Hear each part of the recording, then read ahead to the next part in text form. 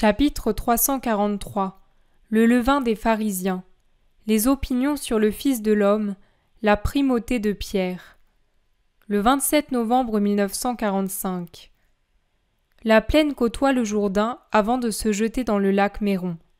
C'est une belle plaine sur laquelle les céréales abondent et les arbres fruitiers fleurissent chaque jour davantage.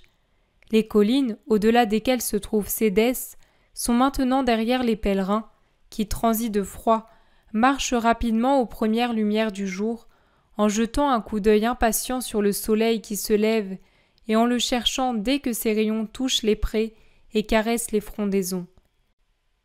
Ils doivent avoir dormi à la belle étoile, ou au mieux dans une meule de foin, car leurs vêtements sont froissés et gardent des fœtus de paille et des feuilles sèches qu'ils enlèvent à mesure qu'ils les découvrent à la lumière plus forte. Le fleuve s'annonce par son bouillonnement, qui paraît puissant dans le silence matinal de la campagne, et par une rangée serrée d'arbres aux feuilles nouvelles qui tremblent sous la légère brise du matin. Mais on ne le découvre pas encore, enseveli comme il l'est dans la plaine plate. Quand on voit ces eaux bleues, grossies de nombreux petits torrents qui descendent des collines à l'ouest, scintiller dans la verdure nouvelle des rives, on est presque sur son bord. Suivons-nous la rive jusqu'au pont, ou bien passons-nous le fleuve ici ? Demande-t-il à Jésus qui était seul, pensif, et qui s'est arrêté pour les attendre. Voyez s'il y a une barque pour passer, il vaut mieux aller par ici. Oui, au pont qui est justement sur la route pour Césarée-Panéade, nous pourrions rencontrer de nouveau quelque individu envoyé sur nos traces. Décoche Barthélemy en regardant Judas d'un air renfrogné. Non, ne me regarde pas de travers. Moi, je ne savais pas que l'on devait venir ici, et je n'ai rien dit. Il était facile de deviner que de ces fêtes, Jésus irait sur les tombes des rabbis et à Cédès. Mais je n'aurais jamais pensé qu'il voudrait pousser jusqu'à la capitale de Philippe. Eux l'ignorent donc, et nous ne les trouverons pas par ma faute, ni par ma volonté, à moins qu'il n'ait Belzébuth pour les conduire, répond Judas avec calme et humilité. Tant mieux, parce qu'avec certaines gens, il faut avoir l'œil et surveiller ses paroles, ne laisser aucune trace de nos projets, il faut faire attention à tout. Autrement, notre évangélisation se changera en une fuite perpétuelle, réplique Barthélemy. Jean et André reviennent. Nous avons trouvé 2 barques. On traverse pour 1 drachme par barque. Descendons sur le bord. Ils passent en 2 fois sur l'autre rive sur les 2 petites barques. Une vaste plaine les accueille là aussi, une plaine fertile mais peu peuplée. Seuls les paysans qui la cultivent y ont leur maison. Comment allons-nous faire pour le pain ? Moi j'ai faim, et ici il n'y a même pas les épis de Philistie. De l'herbe et des feuilles et des fleurs. Je ne suis ni une brebis ni une abeille, murmure Pierre à ses compagnons qui sourient de sa remarque. Jude se retourne, il était un peu en avant, et dit « Nous achèterons du pain au premier village. » « Pourvu qu'il ne nous fasse pas fuir, » ajoute Jacques, fils de Zébédée. « Gardez-vous, vous qui recommandez de veiller à tout, de prendre le levain des pharisiens et des sadducéens. Il me semble que vous êtes en train de le faire sans réfléchir à ce que vous faites de mal. Ouvrez l'œil, examinez-vous, dit Jésus. Les apôtres se regardent les uns les autres et chuchotent. Mais que dit-il ? Le pain nous a été donné par la femme du sourd-muet et par l'hôte de Cédès, et il est encore ici, c'est le seul que nous ayons. Et nous ne savons pas si nous pourrons en trouver encore pour apaiser notre faim. Pourquoi donc dit-il que nous achetons aux pharisiens et aux sadducéens du pain avec leur levain ? Peut-être ne veut-il pas qu'on achète dans ces villages ? Jésus, qui était de nouveau tout seul en avant, se retourne. Pourquoi avoir peur de rester sans pain pour votre faim ? Même si tous ici étaient sadducéens et pharisiens, vous ne resteriez pas sans pain à cause de mon conseil. Ce n'est pas du levain qui se trouve dans le pain que je parle. Par conséquent, vous pourrez acheter où vous voudrez le pain pour votre estomac. Et si personne ne voulait vous en vendre, vous ne resteriez pas non plus sans pain. Ne vous souvenez-vous pas des 5 pains dont se rassasièrent 5000 personnes? Ne vous rappelez-vous pas que vous avez ramassé 12 paniers pleins de restes?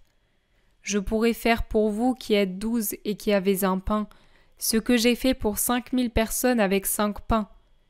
Ne comprenez-vous pas à quel levain je fais allusion? À celui qui fermente contre moi dans le cœur des pharisiens, des sadducéens et des docteurs. C'est la haine et c'est l'hérésie. Or, vous êtes en train de vous orienter vers la haine, comme s'il était entré en vous une partie du levain des pharisiens. On ne doit haïr personne, pas même notre ennemi. N'ouvrez pas la porte, ne serait-ce qu'un peu, à ce qui n'est pas Dieu. Derrière le premier élément contraire à Dieu, il en entrerait d'autres. Parfois, à force de vouloir combattre les ennemis à armes égales, on finit par périr ou par être vaincu. Et une fois vaincu, vous pourriez à leur contact absorber leur doctrine. Non, faites preuve de charité et de réserve. Vous n'avez pas encore en vous les moyens de combattre ces théories sans en être infecté, car vous en avez vous aussi certains éléments, et le ressentiment à leur égard en est un. Je vous dis encore qu'ils pourraient changer de méthode pour vous séduire et vous enlever à moi, en usant de 1000 gentillesses, en se montrant repentis, désireux de faire la paix. Vous ne devez pas les fuir. Mais quand ils chercheront à vous endoctriner, sachez ne pas les accueillir. Voilà ce qu'est le levain dont je parle, l'animosité qui est contraire à l'amour et les idées fausses. Je vous le dis, soyez prudents. Ce signe que les pharisiens demandaient hier, c'était du levain, maître? Demande Thomas. C'était du levain et du poison. Tu as bien fait de ne pas le leur donner. Mais je le leur donnerai un jour. Quand? Quand? Demande-t-il curieux. Un jour. Et quel signe est-ce? Tu ne nous le dis pas, même à nous tes apôtres, pour qu'on puisse le reconnaître tout de suite, demande Pierre qui a envie de savoir.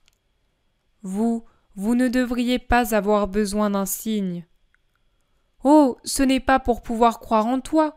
Nous ne sommes pas des gens à avoir de nombreuses pensées, nous. Nous en avons une seule, t'aimer, dit vivement Jacques, fils de Zébédée. Mais les gens, vous qui les approchez si familièrement, plus que moi, et sans la timidité que je peux susciter, que disent-ils que je suis? Et comment définissent-ils le Fils de l'homme? Certains disent que tu es Jésus, c'est-à-dire le Christ, et ce sont les meilleurs. D'autres te qualifient de prophète, d'autres seulement de rabbi, et d'autres, tu le sais, te disent fou et possédé.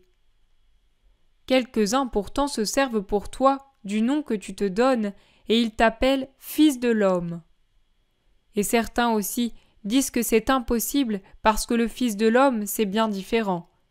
Et cela n'est pas toujours une négation, car au fond ils admettent que tu es plus que le Fils de l'homme, tu es le Fils de Dieu. D'autres, au contraire, prétendent que tu n'es même pas le Fils de l'homme, mais un pauvre homme que Satan agite ou que la démence bouleverse. Tu vois que les opinions sont nombreuses et toutes différentes, dit Barthélemy. Mais pour les gens, qu'est-ce donc que le Fils de l'homme? C'est un homme en qui se retrouvent toutes les plus belles vertus de l'homme, un homme qui réunit en lui-même toutes les qualités requises d'intelligence, de sagesse, de grâce, dont nous pensons qu'elles étaient en Adam. Certains ajoutent même à ces qualités celle de ne pas mourir.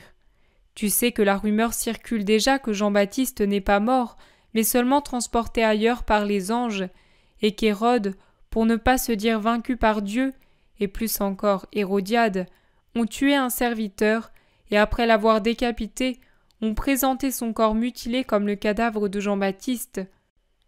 Les gens racontent tant de choses. Ainsi, plusieurs pensent que le Fils de l'homme est Jérémie, ou bien Élie, ou l'un des prophètes, et même Jean-Baptiste en personne, en qui était grâce et sagesse, et qui se disait le précurseur du Christ. Le Christ est loin de Dieu. Le Fils de l'homme est un grand homme né de l'homme. Un grand nombre ne peut admettre, ou ne veut pas admettre, que Dieu ait pu envoyer son Fils sur la terre. Tu l'as dit hier, seuls ceux qui sont convaincus de l'infinie bonté de Dieu croiront. Israël croit davantage à la rigueur de Dieu qu'à sa bonté. Dit encore Barthélemy. Oui, en effet, ils se sentent si indignes qu'ils jugent impossible que Dieu soit assez bon pour envoyer son Verbe pour les sauver. Ce qui fait obstacle à leur foi, c'est la dégradation de leurs âmes. Confirme Simon le Zélote avant d'ajouter « Tu dis que tu es le Fils de Dieu et de l'homme. En effet, en toi se trouve toute grâce et toute sagesse comme homme, et je crois réellement que quelqu'un qui serait né d'Adam en état de grâce t'aurait ressemblé pour ce qui est de la beauté, de l'intelligence et de toute autre qualité. Et Dieu brille en toi pour ce qui est de la puissance. Mais qui peut le croire parmi ceux qui se croient Dieu et qui, dans leur orgueil démesuré, mesurent Dieu à l'aune de ce qu'ils sont? Eux, les cruels, les haineux, les rapaces, les impurs, ne peuvent certainement pas penser que Dieu ait poussé sa douceur jusqu'à se donner lui-même pour les racheter, avec son amour pour les sauver, sa générosité pour se livrer à l'homme, sa pureté pour se sacrifier parmi nous. Non, ils ne le peuvent pas, eux qui sont si impitoyables et pointilleux pour rechercher et punir les fautes. Et vous, qui dites-vous que je suis? Répondez franchement selon votre jugement, sans tenir compte de mes paroles ou de celles d'autrui. Si vous étiez obligé de me juger, qui diriez-vous que je suis? Tu es le Christ, le Fils du Dieu vivant, s'écrie Pierre en s'agenouillant, les bras tendus vers le haut, vers Jésus qui le regarde avec un visage tout lumineux et qui se penche afin de le relever pour l'embrasser en disant « Bienheureux es-tu, Simon, fils de Jonas, car ce n'est pas la chair ni le sang qui te l'ont révélé, mais mon Père qui est dans les cieux. Dès le premier jour où tu es venu vers moi, tu t'es posé cette question, et parce que tu étais simple et honnête, tu as su comprendre et accepter la réponse qui te venait du ciel. Tu n'avais pas vu de manifestation surnaturelle comme ton frère ou Jean et Jacques. Tu ne connaissais pas ma sainteté de fils, d'ouvrier, de citoyen comme Jude et Jacques mes frères. Tu n'as pas profité d'un miracle, et tu ne m'as pas vu en accomplir, et je ne t'ai pas donné de signe de ma puissance, comme je l'ai fait, et comme l'ont vu Philippe, Nathanaël, Simon le Cananéen, Thomas, Judas. Tu n'as pas été subjugué par ma volonté comme Matthieu le publicain, et pourtant tu t'es écrié « Il est le Christ ». Dès le premier instant où tu m'as vu, tu as cru, et jamais ta foi n'a été ébranlée. C'est pour cela que je t'ai appelé Képhas. Pour la même raison, c'est sur toi, Pierre, que j'édifierai mon Église, et les puissances de l'enfer ne prévaudront pas contre elle. C'est à toi que je donnerai les clés du royaume des cieux, et tout ce que tu auras lié sur la terre sera lié dans les cieux, et tout ce que tu auras délié sur la terre sera délié dans les cieux. Ô homme fidèle et prudent, dont j'ai pu éprouver le cœur. Et ici, dès cet instant, tu es le chef à qui l'obéissance et le respect sont dus, comme à un autre moi-même. Et c'est tel que je le proclame devant vous tous. Si Jésus avait écrasé Pierre sous une grêle de reproches, les pleurs de Pierre n'auraient pas été aussi forts. Il s'effondre, il éclate en sanglots, le visage sur la poitrine de Jésus. Des larmes qui n'auront leurs égales que dans celles incercibles de sa douleur d'avoir renié Jésus. Maintenant, ce sont des pleurs faits de 1000 sentiments humbles et bons.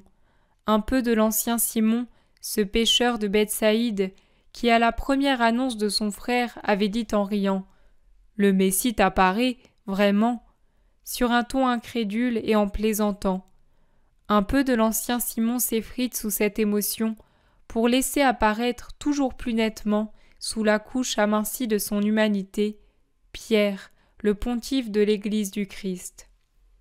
Quand il relève la tête, timide, confus, il ne sait faire qu'un geste pour dire tout, pour promettre tout, pour se donner tout entier à son nouveau ministère, celui de jeter ses bras courts et musclés au cou de Jésus et l'obliger à se pencher pour l'embrasser, en mêlant sa barbe et ses cheveux un peu hérissés et grisonnants, à la barbe et aux cheveux soyeux et dorés de Jésus. Puis il le regarde d'un regard plein d'adoration, affectueux, suppliant de ses yeux un peu bovins, luisants et rougis par les larmes qu'il a versées, en tenant dans ses mains calleuses, larges, épaisses, le visage ascétique du maître penché sur le sien, comme si c'était un vase d'où coulait une liqueur vivifiante, et il boit, boit douceur et grâce, sécurité et force de ce visage, de ses yeux, de ce sourire. Ils se séparent enfin, reprenant leur route vers Césarée de Philippe, et Jésus dit à tous : « Pierre a dit la vérité, beaucoup en ont l'intuition, vous la connaissez, mais pour l'instant, ne dites à personne qui est le Christ, dans la vérité complète qui vous est connue. Laissez Dieu parler dans les cœurs comme il parle dans le vôtre. En vérité, je vous dis que ceux qui ajoutent à mes affirmations et aux vôtres une foi parfaite et un parfait amour, arrivent à savoir le vrai sens des mots « Jésus le Christ, le Verbe, le Fils de l'homme et de Dieu ».